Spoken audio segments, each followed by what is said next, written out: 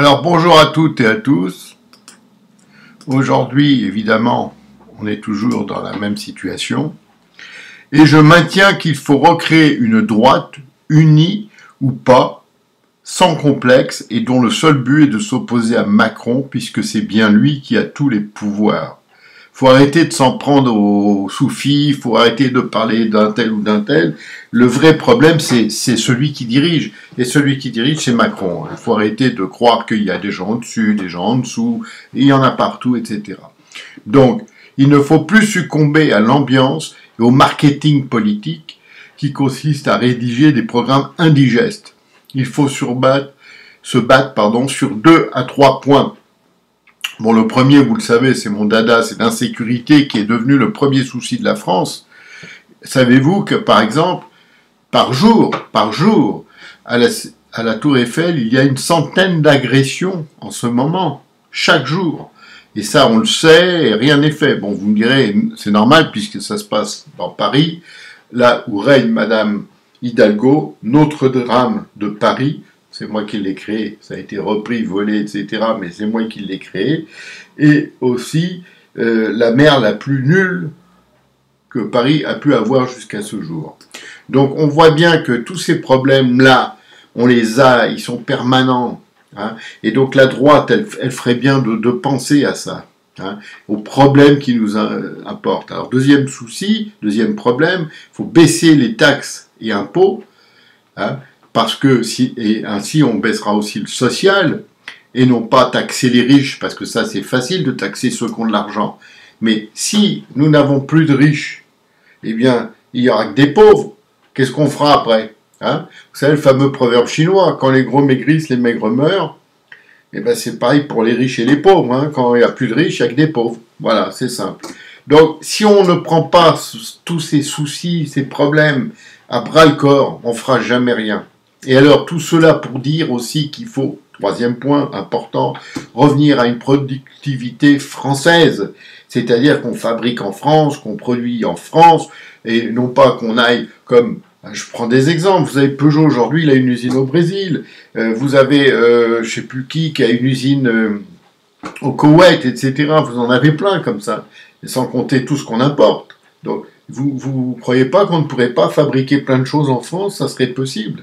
Eh oui, c'est possible, sauf qu'il faut baisser les charges sociales qui sont démentielles. Parce que ce que personne ne veut voir, ou fait semblant de ne pas vouloir voir, c'est que les largesses du Macron sont le résultat des taxes qu'il balance partout.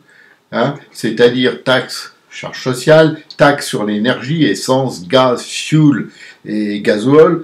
Et de toute façon, c'est comme ça que ça marche. Hein. Le gars, il vous dit, allez, une enveloppe de... Là, j'ai vu ça pour les hôpitaux, 150 millions. Vous savez combien il y a d'hôpitaux en France? Il y en a presque 2000. Alors, diviser 150 par 2000, c'est cacahuète, hein, cette histoire. Mais ça fait bien, on a fait un effet d'annonce. Mais tout ça, tous ces millions-là qu'on balance à droite, à gauche, à tort et à travers, on les finance, nous, tout le monde, avec l'essence, avec le gaz, et tout ça, comme je vous l'ai dit tout à l'heure. Et c'est ça le truc qui est infernal avec cette politique de progressisme de mes deux, là, qui consiste à nous prendre pour des imbéciles finis. Alors ce retour à la productivité est essentiel, hein, parce qu'au lieu de balancer ce pognon de dingue, à tort et à travers, tout ce pognon de dingue devrait exclusivement servir à recréer la productivité locale.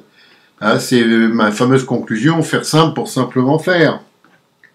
Hein, vous avez Macron, par exemple, l'autre jour, il part à Rome, et il déclare, concernant le conflit entre l'Ukraine et la Russie, qu'une paix était possible en Ukraine quand les Ukrainiens le décideront, la paix se bâtira avec l'autre qui est l'ennemi d'aujourd'hui autour d'une table.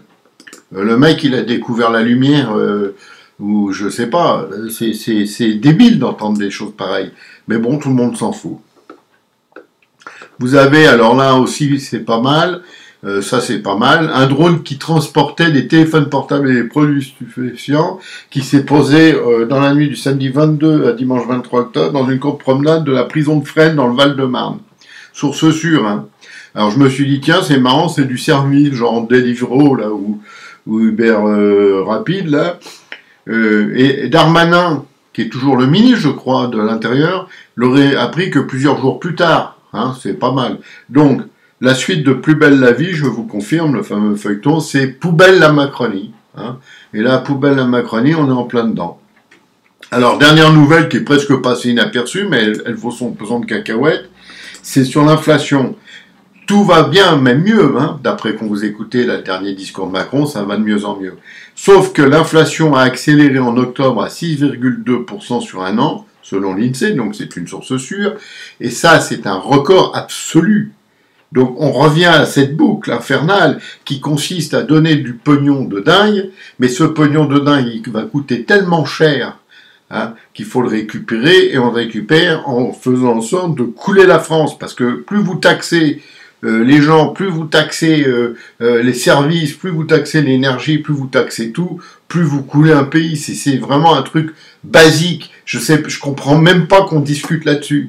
Je comprends même pas. Parce qu'un truc comme ça, on devrait tous être d'accord. Hein. Faut arrêter, il faut stopper l'hémorragie. Et on stoppe l'hémorragie comment? Bah tant pis, on prend des mesures radicales. Et puis, je vais vous dire autre chose. Si on baissait toutes ces taxes, donc si on baissait le social en même temps, parce que ça va avec, j'ai appris source sûre également, puisque ça a été dit au Sénat, là, dernièrement, ou à l'Assemblée, qu'un migrant qui est, comme on disait avant, quelqu'un qui n'était pas là pour vivre, hein, c'est-à-dire un migrant, un clandestin, quoi, hein, faut dire les mots, eh ben, il coûte presque 700 € par jour à la France. Et à mon sens, des migrants comme ça, il doit y en avoir un peu plus d'1 million, auquel vous rajoutez les demandeurs d'asile qu'on paye comme venant d'Afrique, du Maghreb ou maintenant d'Ukraine. Là, il doit y en avoir un petit peu 2-3 millions. Là-dessus, vous rajoutez les migrants, j'allais dire officiels, mais c'est grave, officiels, où là, on doit friser quelques millions de plus.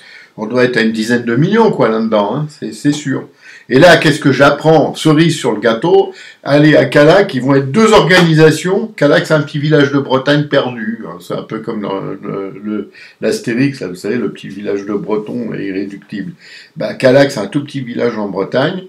Ils vont installer non pas 1 ou 2 familles, parce qu'il y a 2 groupes qui vont venir, deux sociétés qui s'organisent là-dessus, et chacun va émettre les siens. Alors on commence déjà par 2 familles, une de 10 enfants et une de 7 enfants, c'est-à-dire que tout va aller pour le mieux à Callac, ça sera une ville qui sera complètement vidée de sa substance.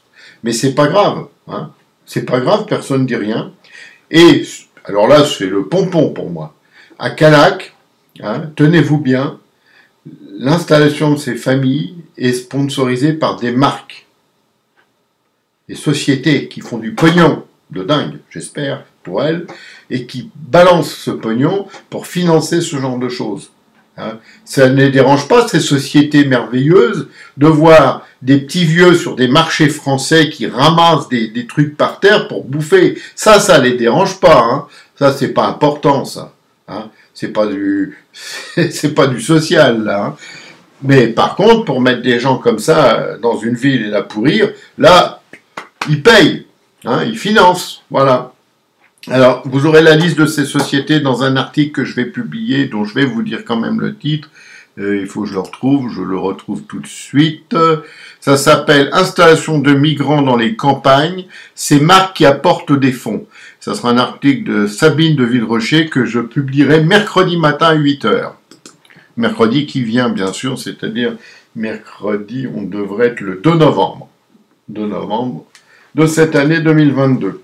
Donc, on voit bien que tout ça va dans le même sens, c'est-à-dire dans le sens de pourrir la vie des gens, hein, dans le sens de détruire la France, parce que c'est de cela dont il s'agit aujourd'hui. On détruit la France, on détruit un pays qui est le nôtre, et nous, là, les Français, on a une opposition, allez, je vais le dire, de merde, vraiment de merde. On les entend jamais pour les sujets qui nous concernent, on les entend que pour les sujets qui les concernent eux, c'est-à-dire qui va être le président des LR, on n'en a rien à secouer, ou qui va être le président du RN, on n'en a rien à secouer non plus. Je vous le dis, moi, c'est mon sentiment, même si ça plaît pas, c'est pas grave, mais je dis ce que je pense. Ce que je pense aujourd'hui, c'est que si on ne réagit pas à ce Macron qui est en train de détruire la France, on n'aura plus rien. Sur ce, faut pas que je m'énerve trop. Donc je vous dis, je l'espère, à bientôt pour tous ceux qui partagent cette vidéo, tous ceux qui s'inscrivent sur YouTube, c'est gratuit, encore une fois. On fait ça pour vraiment se battre. Et comme je dis toujours, on est mal, on est même très mal.